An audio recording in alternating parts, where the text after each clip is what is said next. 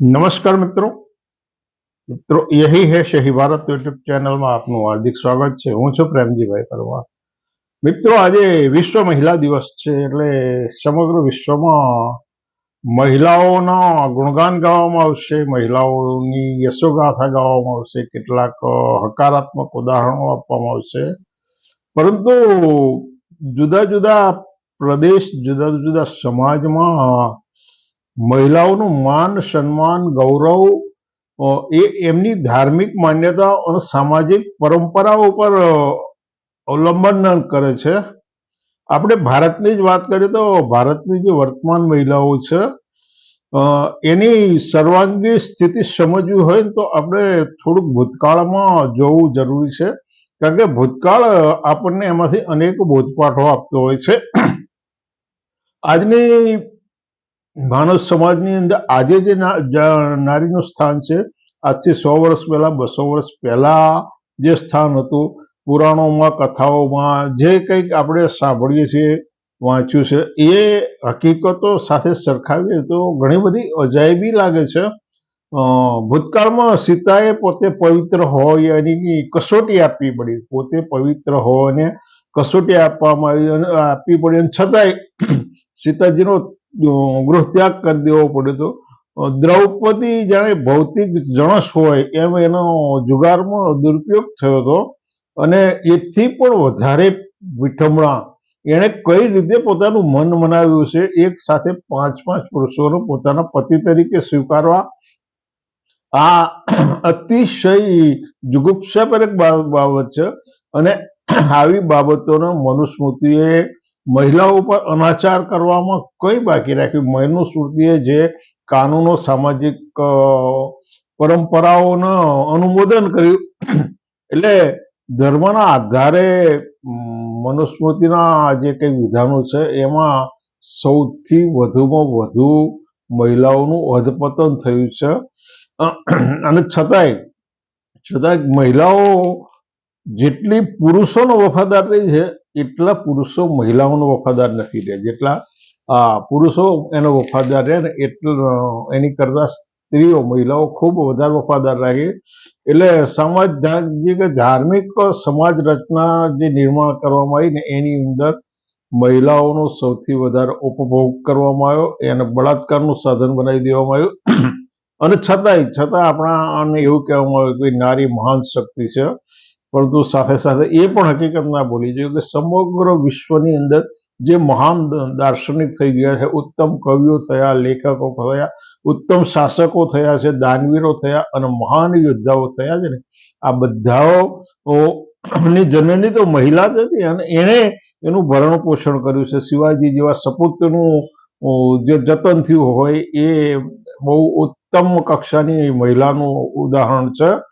આટલેથી વાત પૂરી નથી થઈ।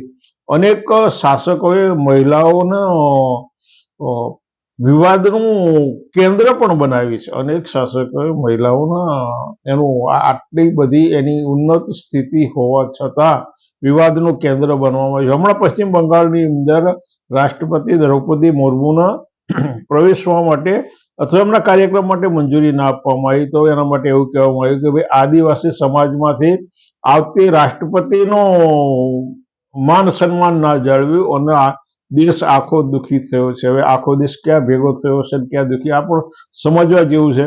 પણ સાથે સાથે એ પણ આપણે સરખામણી કરવી જોઈએ કે લાલકૃષ્ણ અડવાણીને ભારત રત્ન આપવાનો હતો ત્યારે વર્તમાન રાષ્ટ્રપતિ દ્રૌપદી મુર્મુને ઉભા રહેવું પડ્યું હતું, એમને બેસવા માટેની ખુરશી નહોતી મળે। એટલે આ પરિસ્થિતિ છે, છતાં ભારતના બંધારણે ભારતની કરોડો મહિલાઓનો સામાજિક અને ધાર્મિક ઉદ્ધાર કર્યો છે। શું કર્યું છે? ભારતના બંધારણે ભારતની તમામ મહિલાઓનો સામાજિક અને ધાર્મિક ઉદ્ધાર કર્યો છે। જે મહિલાઓને જણસ ગણાવતી હતી એ મહિલાઓને શાસન પ્રશાસનની ભાગીદાર બનાવી, એને પોતાની મિલકતની સમાન હિસ્સેદાર બનાવી, સૌથી મોટામાં મોટું અધિકાર એના સમાન મતાધિકાર આપ્યો। ભારત કરતા કહેવાતા વિકસિત દેશોની અંદર ભારત પછી મહિલાઓને મત આપવાનો અધિકાર મળ્યો, પરંતુ ભારતના બંધારણે એ મહિલાઓનો મત આપવાનો અને સમાન મતાધિકાર આપવામાં આવ્યો. અનાચાર અત્યારના કિશોરોમાં કાનૂની રીતે લડત મેળવી અને ન્યાય મેળવવાની બંધારણીય જોગવાઈ કરવામાં આવી અને આના કારણે ભારતની મહિલાઓ શાસન પ્રશાસનમાં ભાગીદાર બની. એટલે ભારતમાં શબ્દોથી નારીની મહાન શક્તિ ગણવામાં આવે છે, પૂજનીય ગણવામાં આવે, વંદનીય ગણવામાં. વ્યવહારની અંદર જે કઈ વ્યવહારો થઈ રહ્યા એ એકદમ વિરોધાભાસી છે. છાસવારે બળાત્કારો થવા, સાતવારે અનાચાર થવા, પતિ દ્વારા તરછોડી દેવી. હમણાં જ 2 દીકરીઓએ એના છાત્રાલયમાં આત્મહત્યા કરવાના કિસ્સા બહાર આવ્યા છે. પરંતુ ભારતના ઇતિહાસમાં 1000 વર્ષ દરમિયાન જે મહિલાઓનું ઉત્થાન થયું નથી, જે મહિલાઓને યોગ્ય સ્થાન નથી મળ્યું, એ માત્ર આઝાદીના 75 વર્ષમાં ડોક્ટર બાબા સાહેબ આંબેડકરે ઘડેલા બંધારણના આધારે ભારતના બંધારણમાં જે અધિકારો આપે એના કારણે મહિલાઓનું સર્વોચ્ચ ઉત્થાન થયું છે. એમ કહેવામાં જરા પણ અતિશયોક્તિ નથી અથવા લેશ માત્ર ભૂલ નથી. 1000 વર્ષના ઇતિહાસમાં તમે જુઓ, જે મહિલાઓનું અધપતન થયું છે અથવા તો મહિલાઓને યોગ્ય સ્થાન નથી મળ્યું, એની સરખામણીમાં છેલ્લા 75 વર્ષમાં જે મહિલાઓનું ગૌરવ સન્માનિત થયું છે, એ 75 વર્ષની અંદર જે કંઈ મહિલાઓનું સ્થાન મળ્યું, એની ઉન્નતિ થઈ, એ ભારતના શાસન પ્રશાસનમાં જે ઉચ્ચ સ્થાને પહોંચે, તો એ બધાની પાછળ ડોક્ટર બાબા સાહેબ આંબેડકરે ઘડેલું બંધારણ અને બંધારણે અપાયેલા અધિકારો હતા. તો આપણે એવી કેટલીક મહાન સન્નારીઓ જોઈએ કે જે જુદા જુદા રાજ્યોની અંદર ભારતનું બંધારણ અમલમાં આવ્યા પછી જુદા જુદા પદો ઉપર સન્માનિત થયા. સૌથી પહેલા તો ભારતના વડાપ્રધાન તરીકે ઇન્દિરા ગાંધીજીએ ભારતનો સૌથી વધુમાં વધુ ગૌરવ અપાવનાર અને દીર્ઘકાળ સુધી સારું સુશાસન કરી શક્યા, જેની સામે ભ્રષ્ટાચારનો એક પણ આક્ષેપ થયો નથી. મુખ્યમંત્રીઓની વાત કરીએ તો સુચિત્રા કૃપલાણી ઉત્તર પ્રદેશમાં 1963માં મુખ્યમંત્રી બન્યા. નંદિની શતપથી ઓડિશાની અંદર 72માં મુખ્યમંત્રી બન્યા. શશિકલ કાકોડદર એ 1973માં ગોવાના મુખ્યમંત્રી બન્યા હતા. સૈયદા અનવરા તૈમૂર આસામના મુખ્યમંત્રી 1988માં બન્યા. જયલલિતા તામિલનાડુની અંદર 1991 થી 2016 સુધીના જુદા જુદા તબક્કામાં તામિલનાડુનું શાસન એમણે સંભાળ્યું છે.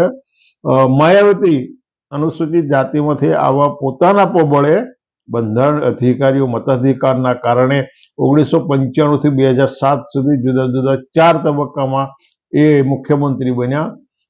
રાજેન્દ્ર કૌર પંજાબમાં 96-97માં, રાબડી દેવી બિહારમાં 1997 થી 2005 સુધી, સુષ્મા સ્વરાજ દિલ્હીમાં 1998 થી 2003 દરમિયાન, ઉમા ભારતી મધ્યપ્રદેશમાં 2003 થી 2004 દરમિયાન, વસુંધરા રાજ્ય રાજસ્થાનની અંદર 2003 થી 2008 દરમિયાન, મમતા બેનર્જી આજે અનેક પરિબળો એની સામે પડકાર બની રહ્યા છે, પડકાર બનાવવામાં આવી રહ્યા છે.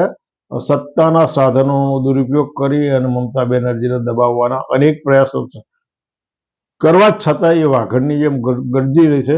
એ પશ્ચિમ બંગાળમાં 2011 થી અત્યાર સુધી એનું એક ચક્રી અને લોકશાહી ઢબે શાસન ચાલી રહ્યું છે. આનંદીબેન પટેલ ગુજરાતમાં 2014 થી 2016 દરમિયાન રહ્યા.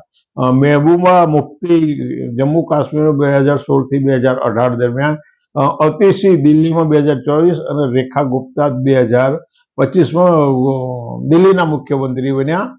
આ બધાની પાછળ ભારતનું બંધારણ અને ભારતના બંધારણે આપેલા મતાધિકાર છે. પ્રતિભા પાટીલ એક મહિલા તરીકે ભારતના રાષ્ટ્રપતિ બન્યા અને આજના રાષ્ટ્રપતિ અનુસૂચિત જનજાતિ સમાજમાંથી આવતા દ્રૌપદી મુર્મુ એ પણ રાષ્ટ્રપતિ, એક મહિલા રાષ્ટ્રપતિ છે. એ ભારતના બંધારણની દેન છે. અનેક મહિલાઓ ભારતના જુદા જુદા પ્રદેશોની અંદર રાજ્યપાલ બની શકી.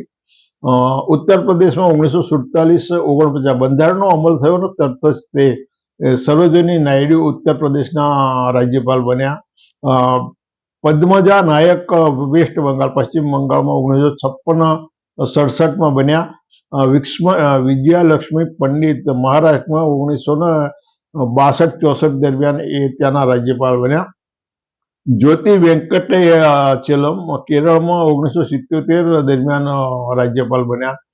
રામદુલારી સિંહા કેરળમાં 1988માં, કુમુદુબેન જોશી આંધ્રપ્રદેશમાં 1985માં, સરલા ગ્રેવાલ મધ્યપ્રદેશમાં 1989માં, ફાતિમા બીવી તમિલનાડુમાં 1997માં, પ્રતિભા પાટીલ જે પછી રાષ્ટ્રપતિ બન્યા એ રાજસ્થાનમાં 2004માં, પ્રભારાવ હિમાચલ પ્રદેશમાં 2008થી 2010 દરમિયાન, કમલા પ્રસાદ બેનીવાલ ગુજરાતના 2009થી 2014, માર્ગારેટ આલ્વા ગોવામાં 2014માં, મૃદુલા સિંહ ઉત્તર પ્રદેશમાં 2019માં અને બાબી રાની મૌર્ય ઉત્તરાખંડમાં 2018થી 2021 દરમિયાન રાજ્યપાલ બન્યા.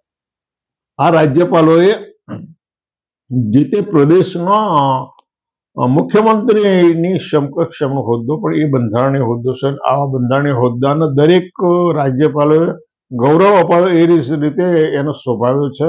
અને એમાં સૌથી સારામાં સારી વાત એ છે કે દરેક પ્રદેશના જે મુખ્યમંત્રીઓ બન્યા છે, દરેક પ્રદેશની અંદર જે રાજ્યપાલો બન્યા છે એ સૌથી ઓછામાં ઓછા વિવાદિત રહ્યા છે.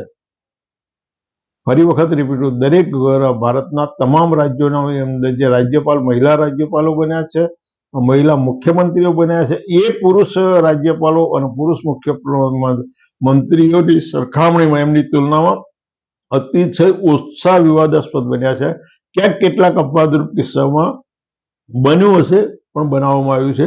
એટલે ભારતની અંદર જે મહિલાઓની સામાજિક, આર્થિક અને રાજકીય સ્થિતિનું જે નિર્માણ છેલ્લા 75 વર્ષમાં થયું છે એ ભારતના બંધારણની દેન છે.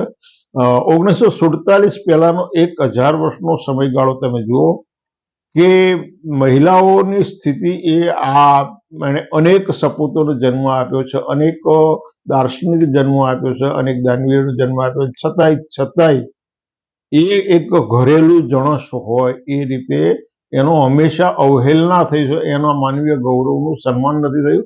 એટલે આજે મહિલા દિવસ છે, છતાંય ફરી વખત યાદ કરીએ કે ભારતની અંદર છાસવારે બળાત્કારો થઈ રહ્યા છે. ભારતમાં છાસવારે બળાત્કારો થઈ રહ્યા છે અને આ બળાત્કારોને વળી પાછા જાતિ અને ધર્મના ધોરણે વળી પાછું કેટલાક પરિબળો અનુમોદન આપતા હોય છે. એટલે આ પરિસ્થિતિ ઉપર નિર્માણ થવું એ ભારતના સામાજિક અને ધાર્મિક વિકાસ માટે બહુ જરૂરી છે. મિત્રો, આજે વિશ્વ મહિલા દિવસ છે, એના અનુસંધાનમાં તમે પણ કંઈક વિચારો અને મહિલાઓનું ગૌરવ જતન થાય એમાં તમારું પણ અમૂલ્ય યોગદાન હોવું જોઈએ. કારણ કે રાજસત્તાઓ તો પોતાના સ્વાર્થો સાધવા માટે નીતિ નિયમો અને લોકશાહી મૂલ્યો, સામાજિક પરંપરાઓનું દફન કરી અને પોતાના હિતોને સાધવા માટે મહિલાઓની જાસૂસી કરાવશે, મહિલાઓની દુરુપયોગ કરશે. પરંતુ સમાજ જાગૃત હશે તો આવા અનિષ્ટોની સામે આંગળી ચીંધશે ને એવું આંગળી ચીંધવાનું પુણ્ય તમને મળી શકે એમ છે. અને એ માટે તમે પ્રયાસ કરજો. ફરી મળીશું. આવજો.